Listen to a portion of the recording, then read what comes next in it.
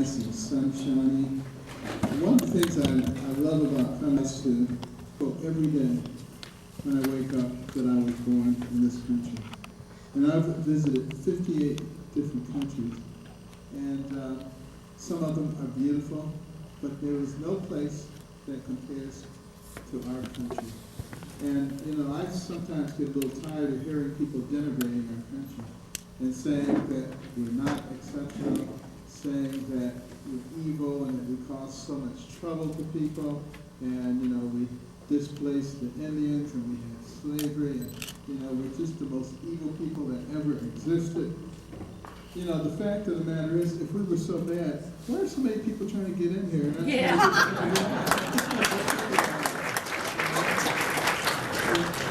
And that's not to say that we haven't made mistakes. We have made mistakes because we're people, and people make mistakes, and they always will. We're not perfect, but it doesn't mean that we can't learn from the mistakes that were made, and that's really the key. You know, I think back to Walter Dandy, who was a famous neurosurgeon at Johns Hopkins many decades ago. He was the first one to do all kinds of things.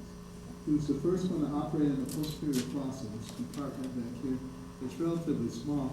He said, you can't operate back there because the tissue will swell and the patient will die. But Dandy operated on somebody who had a lesion in the posterior fossa, and the tissue did swell and the patient did die. And another, and they died, and another, and they died, and another. The first 13 all died. I mean, I can't even imagine what he said to the 14th patient when they asked how the other 13 died. He probably said nobody's complaining. But you know, but here's the key. He learned. And now we're able to do posterior fossa operations quite routinely and quite safely. And that really is the key. Being able to learn from things that don't work and to make progress. You know, as a youngster, my idea was to become a doctor. There was something about medicine that always attracted me as a youngster. I even like going to the doctor's office. You know, that's I would gladly sacrifice a shot just so I could smell the alcohol swell. And if I was really lucky, you know, I could get to put on the stethoscope and listen to all kinds of things. It was so cool. And going to the hospital was like the best thing in the world. But you know, a lot of people, they go to the hospital and they get frustrated. They say, I'm waiting all this time to see somebody. My time is important too. So I didn't say that. I was delighted. I would just go and sit out in the hallway and listen to the PA system. Dr. Jones, Dr. Jones. To the emergency room, Dr. Johnson, to the clinic. It just sounded so important. And I'd be thinking one day they'll be saying, Dr. Carson, Dr. Carson. Well, of course, they have beepers now, so you still don't get clear. But it was that dream that sometimes was the thing that pushed you on. Just having that dream. Even when things look bleak. You know, I remember as a first year medical student, you know, I didn't do well in the first set of comprehensive exam. And I was sent to see my counselor. And he said, you seem like a very intelligent young man. I bet there are a lot of things you could do outside of medicine. And he tried to convince me to drop out of medical school. He said, you're not cut out to be a doctor. And we can help you find another discipline. But I was devastated. The only thing I ever wanted to do since I was 8 years old was to be a doctor.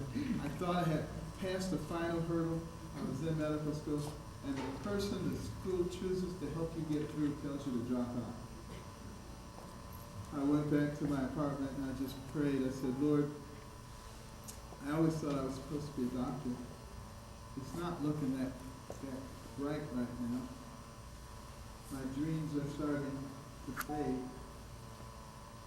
So help me to understand what to do. And then I started thinking, what kind of courses have you always done well? And they were courses where I did a lot of reading. So what kind of courses have you struggled in? There were courses where I listened to a lot of boring lectures. Because I don't get anything out of boring lectures. So I made the executive decision to skip the boring lectures and to spend that time reading. And the rest of medical school was snapping. And you know, years later, I went back to my medical school at the University of Michigan as the commencement speaker. And I was looking for that counselor. Because I was going to tell him he wasn't cut out to be a counselor. Because, you know, some people are just negative. They always have a negative thing to say. They never invest any time and effort in solutions, in things that are possible. And, you know, that's something that I steadfastly resist, is all the negativity. Some people see it as a sign of weakness. They say you don't want to attack other people. You don't want to talk about them. No, I don't. I want to talk about solutions to the problems that face us. You know, this is what we've engaged in traditionally, the politics of personal destruction. And then we get people who don't solve the problem. And that is a real issue for this country right now, because I don't know how much longer we can go down this trail. And I believe the election next year is critical in this country. And if we get another secular progressive, and they get 2 or 3 Supreme Court picks, America as we know it will no longer exist. It will be something different. And, you know, the choice is going to be ours as to whether we're going to allow that to happen. But it means that we have to be active, not just for ourselves, but for all the people in our spheres of influence. We've got to get them to start paying attention, very close attention to what is going on.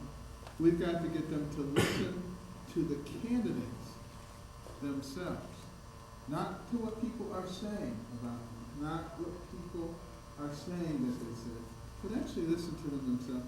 You know, I was intrigued yesterday. I was looking at one of the left-wing articles. I do that when I need some comic relief. You know, they said, Carson is okay with tens of thousands of children being slaughtered. And their basis for saying that, of course, was the debate when Hugh Hewitt, you know, made that question about, are you going to be okay with, and the audience booed him. And I said, you got it. Well, of course, they take that out of context and say, I'm saying, yes, you got it. I want all the children killed. Everybody knew that's not good. And they knew it too. But that's how deceitful we've gotten in this country. And it works on people who are not able to discern things from themselves, who just look at headlines, who just listen to what pundits say, and don't think for themselves. It is absolutely critical at this time that we abandon that way of doing things and utilize that intellect.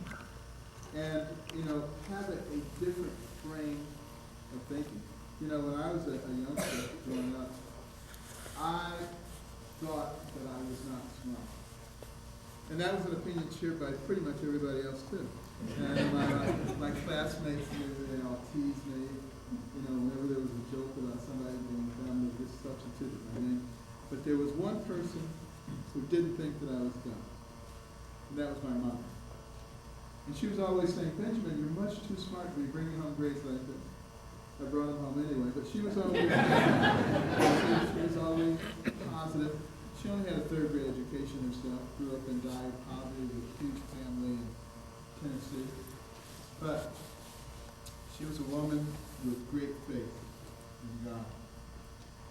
And she always figured that no matter what was going on, God was the answer. So she prayed and she asked God to give her the wisdom to know what to do to get her young sons to develop themselves intellectually so they could control their own mind. And you know what? God gave her the wisdom, at least in her opinion. My brother and I didn't think it was wise at all. Turning off the TV, what kind of wisdom is that? Making us read 2 books a piece from the Detroit Public Library and submit to her written book reports, which you couldn't read. And, you know, we didn't know that. And she would put little check marks and highlights and underlines. And we would think she was reading them, but she wasn't. And I was really pretty upset because everybody else was outside having a good time, and there I was in the house reading books. But an interesting thing happened. As I read those books, I began to have a transformation of my thinking about who I was.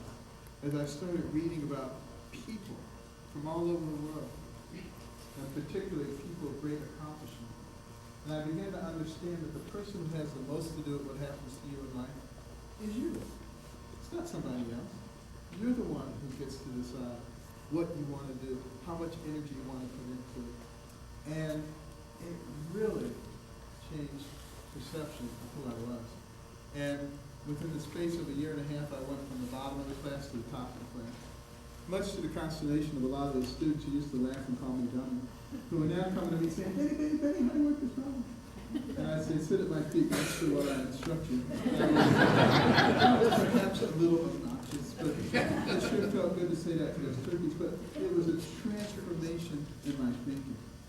And that is something that I think is very important to understand, because that transformation can occur in our thinking in this country and put the American people back at the pinnacle as the people who are in charge of this nation. The government is not in charge. The people are in charge. The government works for the people. Somehow we've managed to get this whole thing screwed up and turned around, and it's time for us to turn it back around. You know, one of the things I think that facilitated the transition to put the government at the pinnacle and the people a step below was the so-called Affordable Care Act. Because it's supposed to be a country that is up for and by the people. And the government is supposed to be there to facilitate life, liberty, and the pursuit of happiness. With the so-called Affordable Care Act, along comes the government, says, this is what we're doing. We're cramming it down your throat, and if you don't like it, too bad.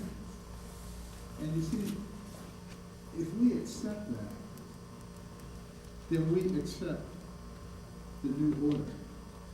And we accept the beginning of a fundamental change of who we are in this nation. That's the real reason that I railed against it so hard. Not so much because it didn't work, not so much because it wasn't affordable, but really because it was beginning the transition of America into another system. And I think if we go much further down that road, it will be considerably too late for us. Well, at any rate, you know, it was our founders, and particularly Jefferson and Franklin, who emphasized the importance of education and of being informed to people. Because they felt that if the people were well informed, it would be very difficult for them to be manipulated. But if they were not, slick politicians and complicit media could lead people in a completely different direction. For instance, I'm sure many of you have heard recently how well the economy is doing. And, you know, we essentially have full employment. We're on 5% unemployment. That's the definition of full employment. How many people believe that? Okay, so clearly there are no uninformed people here.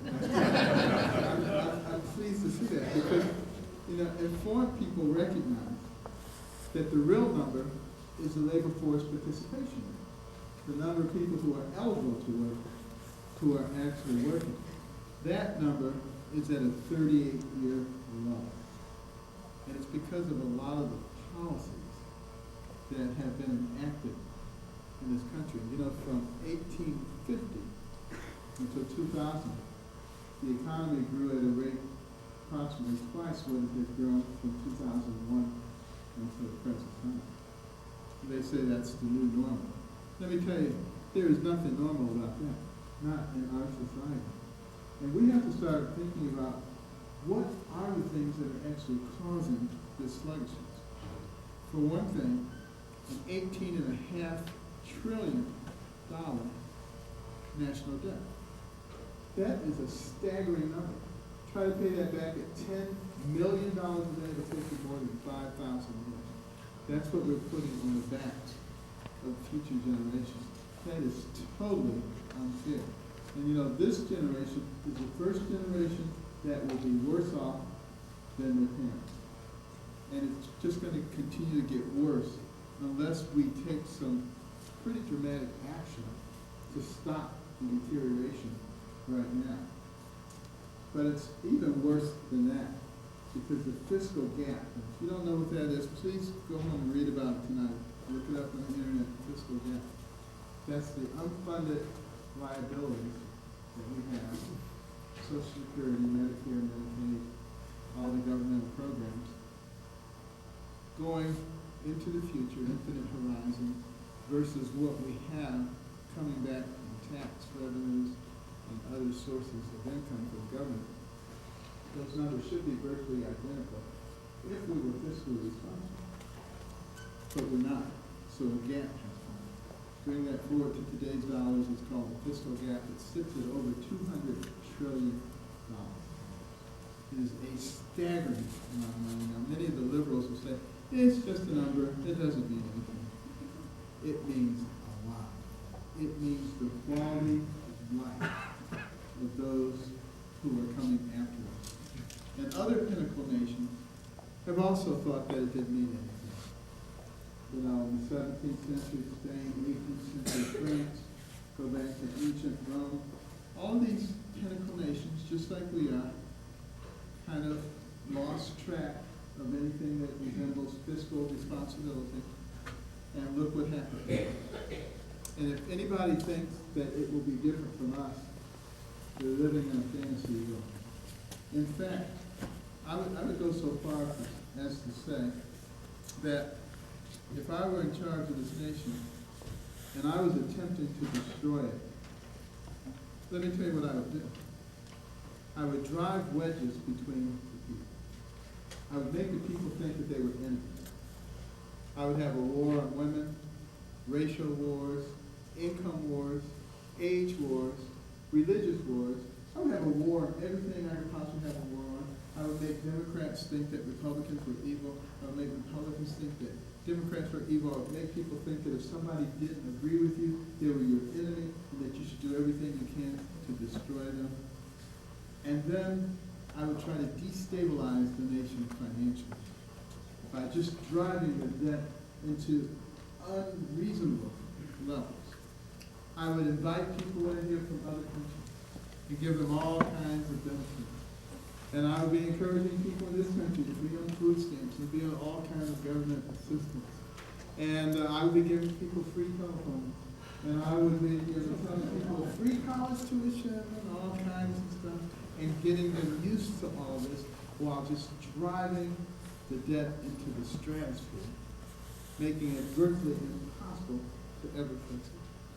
And then I would weaken the military. I would have the smallest Navy since 1917, the smallest Air Force since 1940. Through the sequestration, I would gut the personnel. I would tell the veterans how important they were, but I would do nothing to improve their situation, so that the number of people applying for the voluntary and military service would be down by 14%, so that many of our top generals would retire early in frustration, all while our enemies, global radical Islamic jihadists, were increasing in strength. That's what I would do. I was trying to destroy the country. Now, any resemblance to what's actually going on right now is purely coincidental.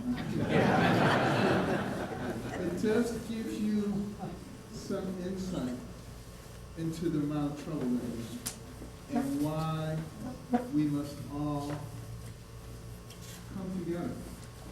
You see, our unity is our strength. A wise man by the name of Jesus Christ, and echoed by Abraham Lincoln, once said, a house divided against itself cannot stand. Never has stood, never will stand. We cannot fall for the divisiveness that they are trying to create in our society. The people who are trying to divide us are the real enemies of America. And we must be the ones who recognize that. We must be the ones who pull together. We must be able to talk to people with whom we disagree. Because if you put your beliefs on the table and they put their beliefs on the table, most of the times you'll find you're not nearly as far apart as you think you are. And we share a common value system in this country. Most of us do. Have you noticed that there is an American way? There is an American dream? What other country has a way or a dream? There is something very special about our nation.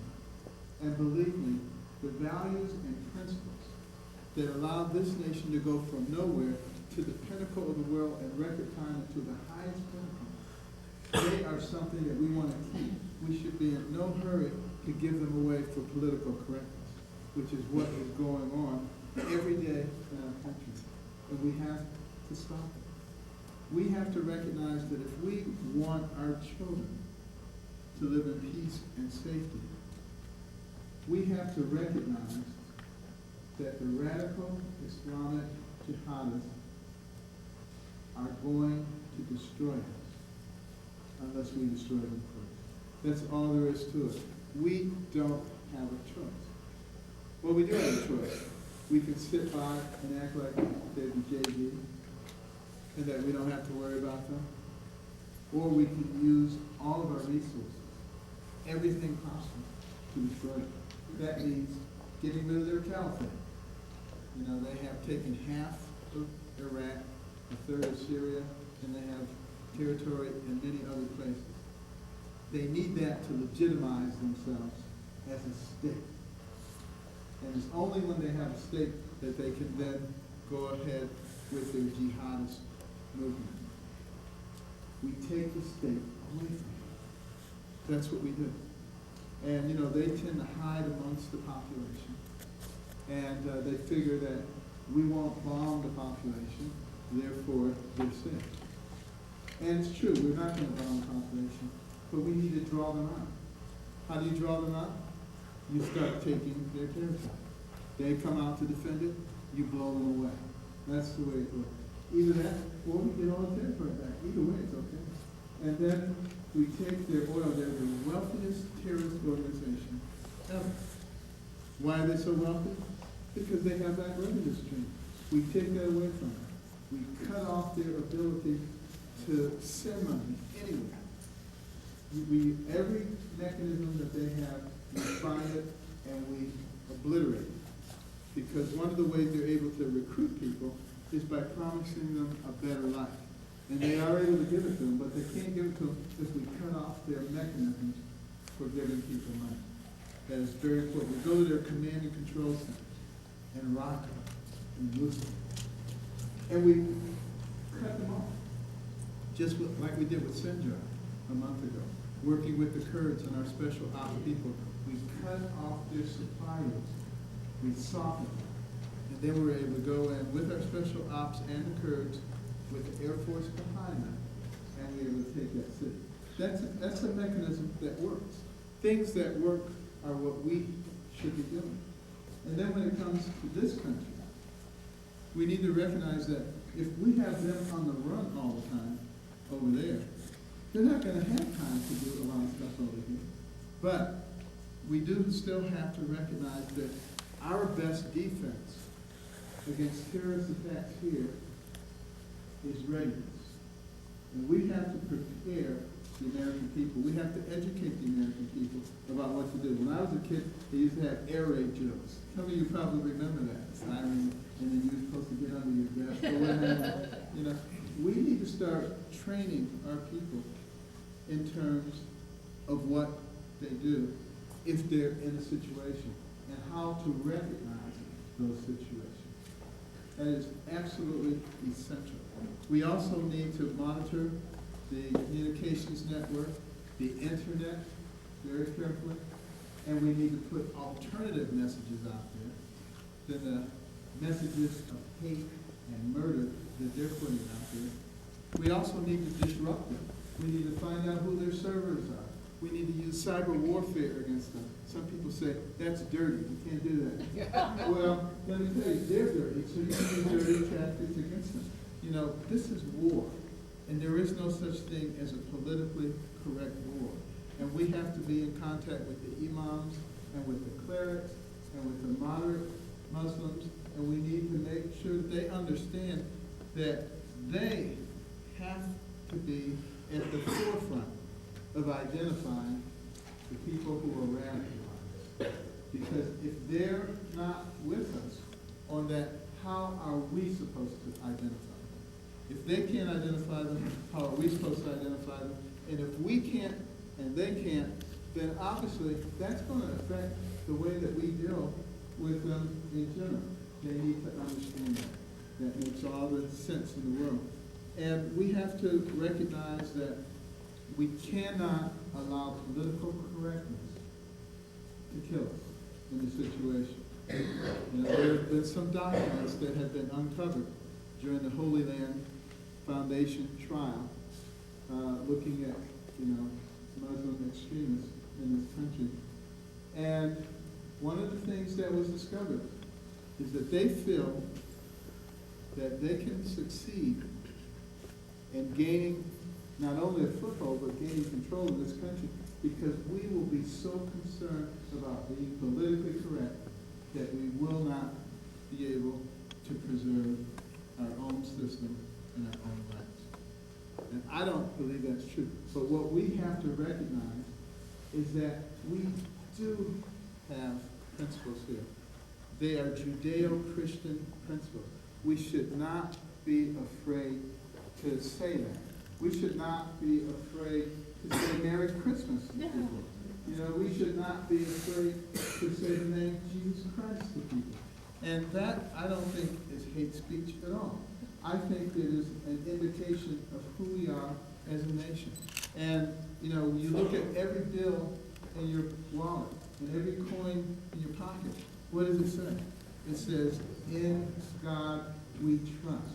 So let's not let the secular progressives make us afraid to stand up and say that we believe in God and that we believe in godly principles of caring for your neighbor, of loving your fellow man, of developing your God-given talents to the utmost so that you become valuable to the people around you, of having values and principles that govern your life. Those are the things that made America into a great nation. And our compassion for each other will also have a profound, amazing effect in this nation. A lot of people have accused me of being hypocritical because they said, you grew up very poor, and now you must have had some government assistance. You want to withdraw all the government programs and all the safety nets from everybody, which is 100% false. It's a blatant lie, but it's what the left does. I have no desire to withdraw safety nets from people who need them. But I have a very strong desire to provide ladders of opportunity for people who are in poverty so that they can crawl out of a system of dependency and become part of the fabric of America. Isn't that what it is all about? Isn't that what it is?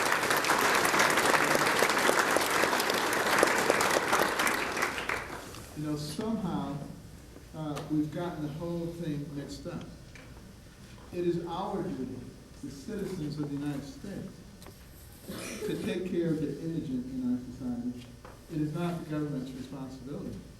And we need the government to go and read the Constitution, because then they will be straight on what it is that they're supposed to do.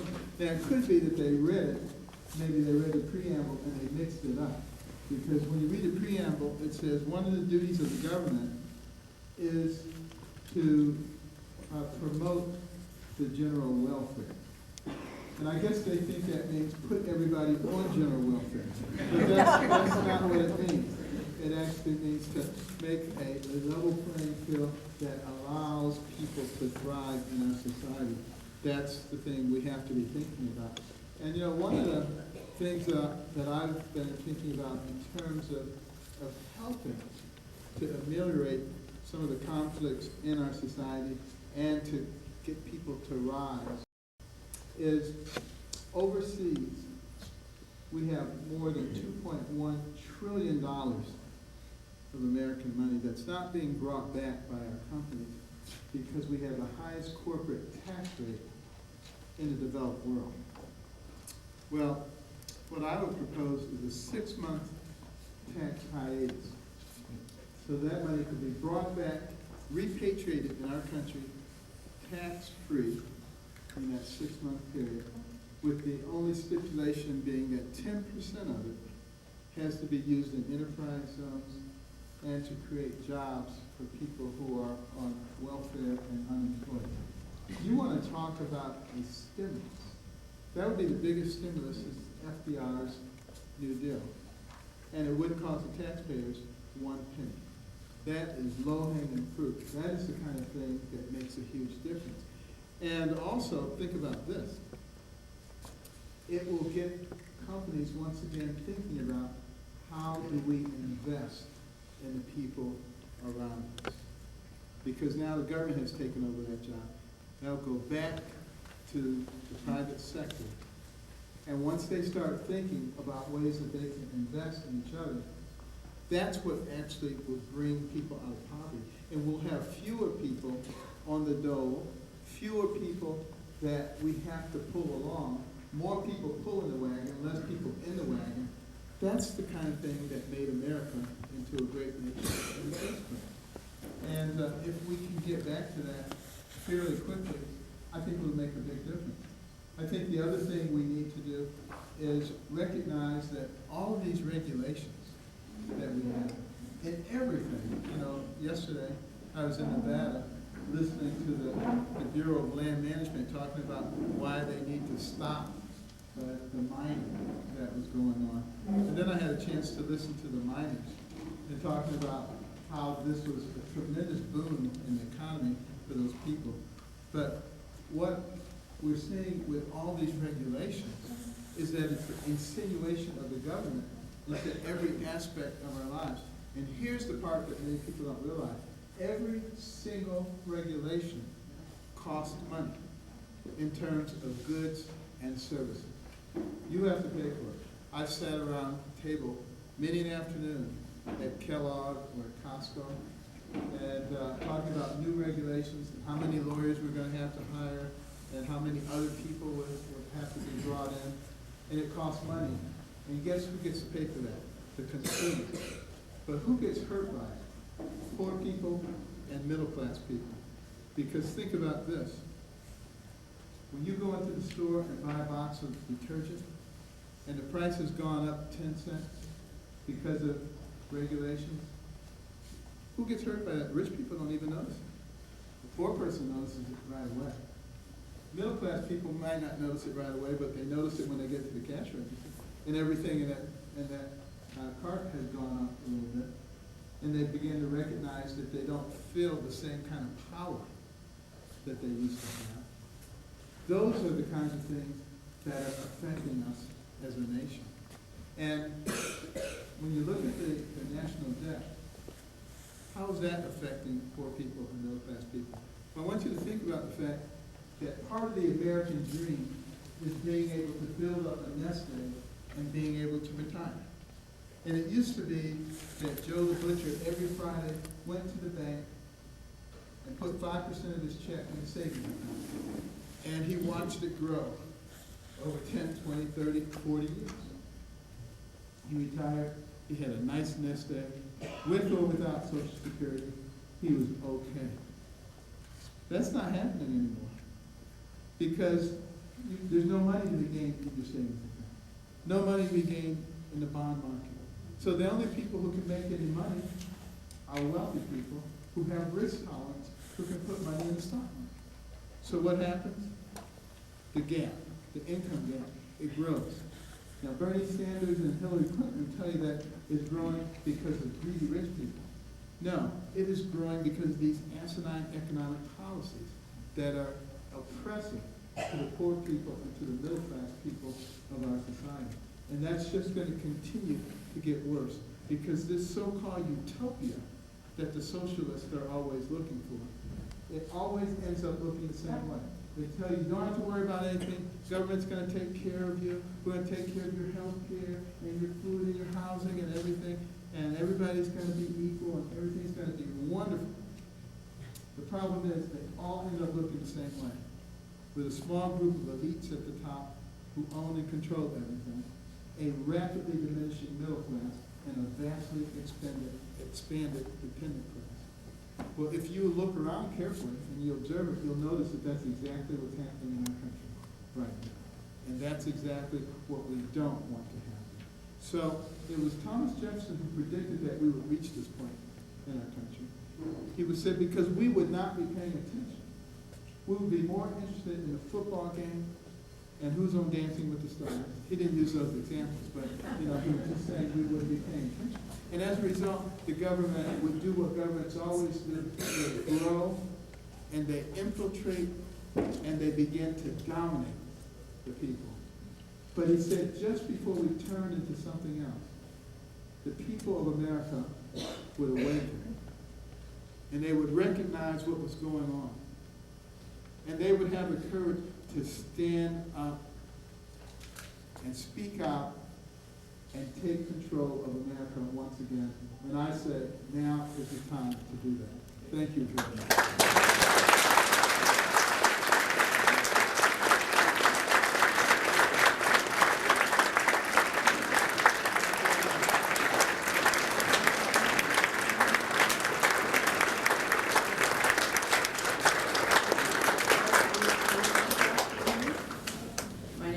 Carson, and I approve this message. We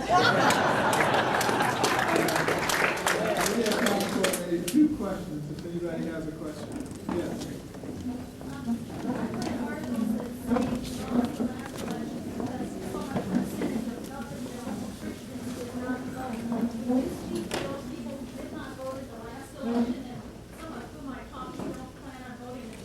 Yes.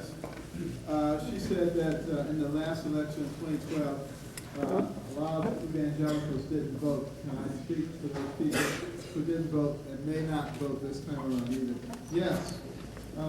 First of all, it was 25 to 30 million evangelicals who could have voted in 2012 and did not vote. And obviously, we see that that did not work out well for us. What we need to do is help those people recognize that when you don't vote, you are voting. Okay, but you're voting for the wrong people. And I can guarantee you the secular progressives are going to be encouraging you not to vote. They're going to be saying, you got to stick to your principles. And if that person doesn't agree with you 100%, you better just sit down and don't go vote because you'll be violating your conscience. That's what they want you to think. That's called manipulation. Don't allow it to happen. You know, God gave us these brains for a reason. And he didn't give them to us so we can always agree on everything 100%. I always say, if 2 people agree 100% about everything, one of them isn't necessary. So let's abandon that mode of thinking and start thinking, what I would really say to those evangelicals, you have children. And you have grandchildren. Do you want to leave their future in the hands of secular progressives, of people who have a different set of values, of people who do not believe in the same things that you believe in? You're the ones who get to make that decision. But it means getting involved. You know, in the pre-revolutionary day, you think about our patriots. They did not believe in what King George III was doing and his tyranny. And they began to have town hall meetings. And they invited everybody, even the loyalists. And they said, what kind of country do you want to leave to your children and your grandchildren? What are you willing to fight for? What are you willing to die for? And they encouraged a ragtag bunch of militiamen to defeat the most powerful professional military force on earth.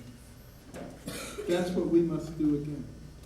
We must get everybody in our sphere of influence involved, evangelicals or not.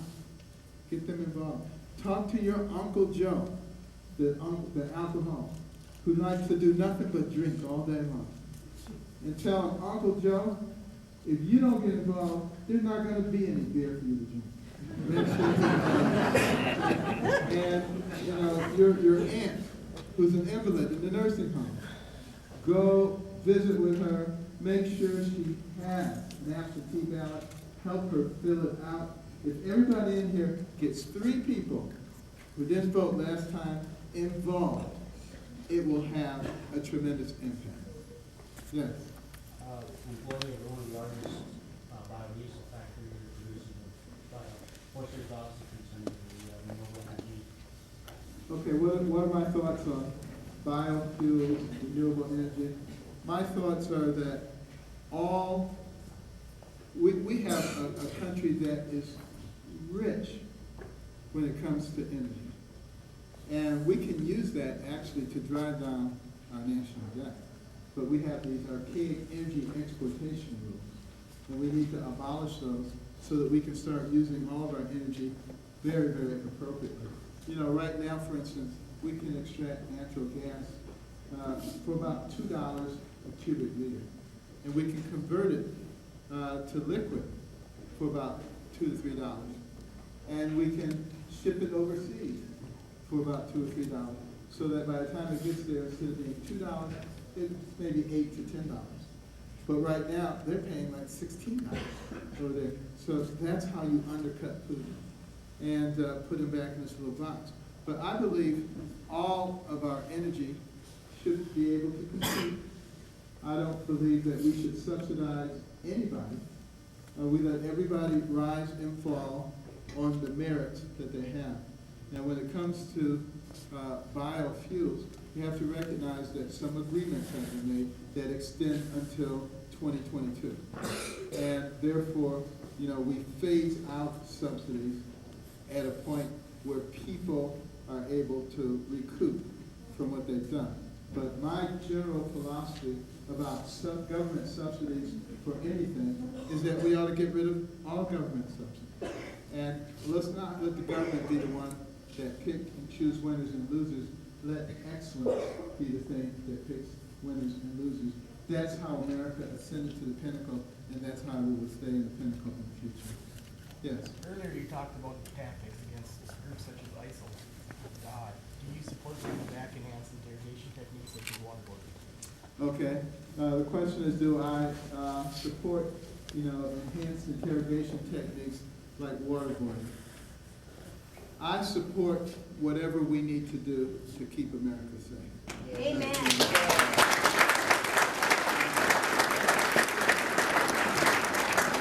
I also support not blabbing to the whole world about what we will and will not do.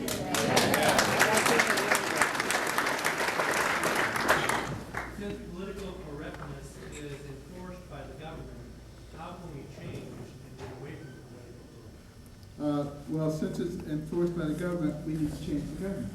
We need the people in there who do not believe in that foolishness. Because the fact of the matter is, you think about all the people who bled and died so that we could be free, so that we could have freedom of speech and freedom of expression. They must be rolling over in their graves when they see us complying with this silliness.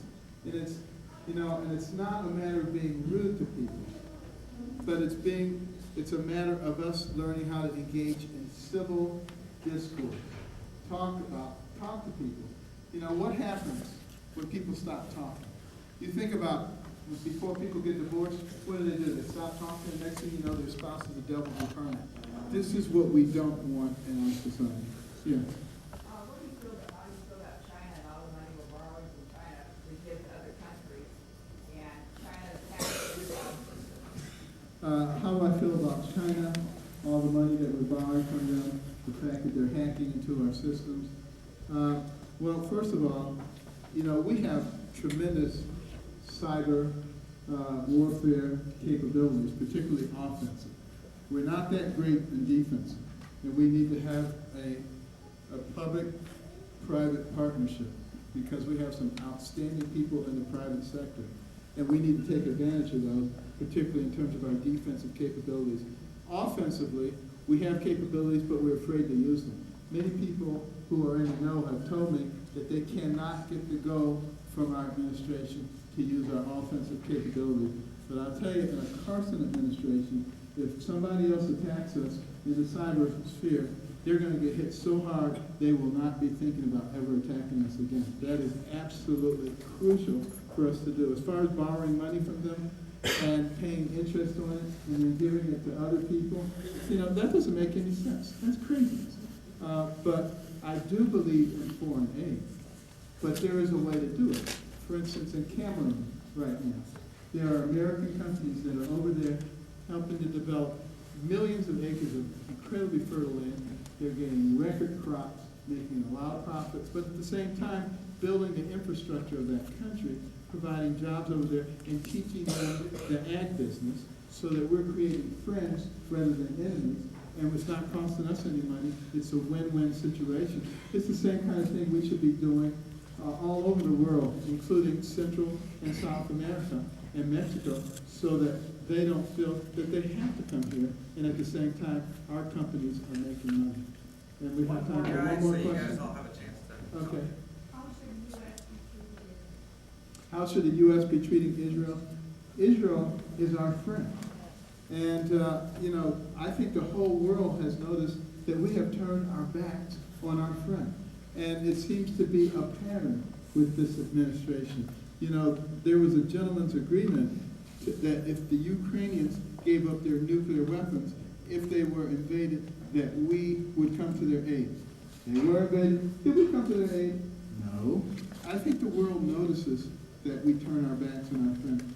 And I think it's vitally important that we reestablish our connections with all of our friends. They should never die. And in fact, even in the Middle East, you go around, you look at Bahrain, you look at Kuwait, you look at Saudi Arabia, you look at Oman, you look at all of these countries. Why are they not enthusiastically joining the coalition that we've called for? Because they look around, they see how we treat Israel. They see how we treat our other friends, and they say, we better sit on the fence here, because if we get in bed with the Americans, and then they turn their back on us, we face the full wrath of ISIS. And they don't want that situation. So in the kind of war that we're in right now, our friends have to know that they're our friends. And our enemies have to fear us. And that's the kind of administration that I would have. People say you're not tough because you're soft-spoken. Toughness is not determined by the number of decibels with which you speak. Toughness is determined by what you have been able to overcome. And I defy anybody else who's running to put up a list of accomplishments that even begins to compare. Thank you all very much.